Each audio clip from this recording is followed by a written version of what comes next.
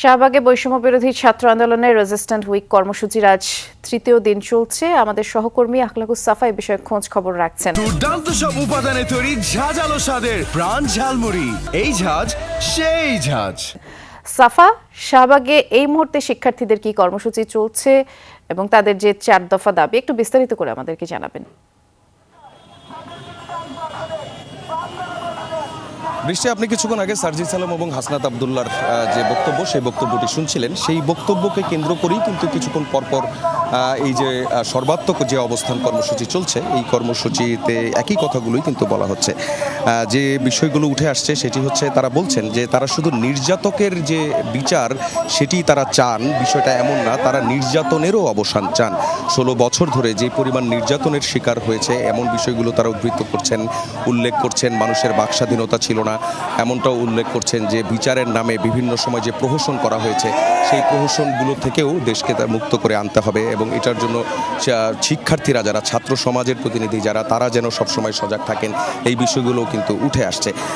সর্বাত্মক যে অবস্থান কর্মসূচি কিন্তু এখনও জাতীয় জাদুঘরের যে সামনের যে জায়গাটি, সেই জায়গাটিতেই কিন্তু অবস্থান করছে। ঠিক উল্টো দিকে বৈষম্য বিরোধী সাংস্কৃতিক জোট, তারাও কিন্তু সেখানে একটি অবস্থান কর্মসূচি তারা পালন করছেন, বিক্ষোভ প্রদর্শন করছেন। তবে বিক্ষোভ মিছিলের যে কথাটি বলা হয়েছিল, তারা বলছেন যে মিছিল তারা তখনই বের করবেন যদি কোথাও কোনো শিক্ষার্থীদের অবস্থান কর্মসূচিতে যদি কোনো ধরনের বাধা সৃষ্টি করা হয়। সেক্ষেত্রে যেখানে বাধা দেওয়া হবে সেখানেই কিন্তু যারা যারা যেই অবস্থানে আছেন সেই অবস্থান থেকে সেই দিকে তারা মিছিল নিয়ে যাবেন, বিক্ষোভ মিছিল করবেন, এমনটাই কিন্তু বলা হচ্ছে। এখনকার যে বক্তব্য, এই দুপুরের এই সময়টাতে, এই বক্তব্যটাতে কিন্তু আমরা দেখতে পাচ্ছি শিক্ষার্থীদেরকে উজ্জীবিত করা হচ্ছে এবং শিক্ষার্থীদেরকে বলা হচ্ছে যে তারা ঠিক যেভাবে গণঅভ্যুত্থানের সময় রাস্তায় নেমে এসেছে এবং এখনও পর্যন্ত তারা যে রাজপথে অবস্থান করছে, এই যে তাদের অবস্থান এবং তাদের যে দেশপ্রেম, রাজনীতির সচেতনতা, যেই জেনারেশন রাজনীতি সচেতন ছিল না বলে সবসময় যাদেরকে বলা হতো, তারা একটা গণঅভ্যুত্থান করেছেন, একটা নতুন বাংলাদেশ তারা তৈরি করতে যাচ্ছেন।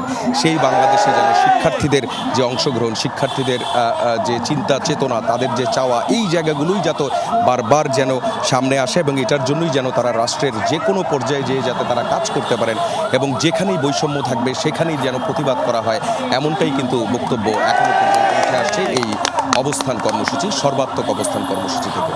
আমরা শুনছিলাম সাফা, ধন্যবাদ জানাচ্ছি।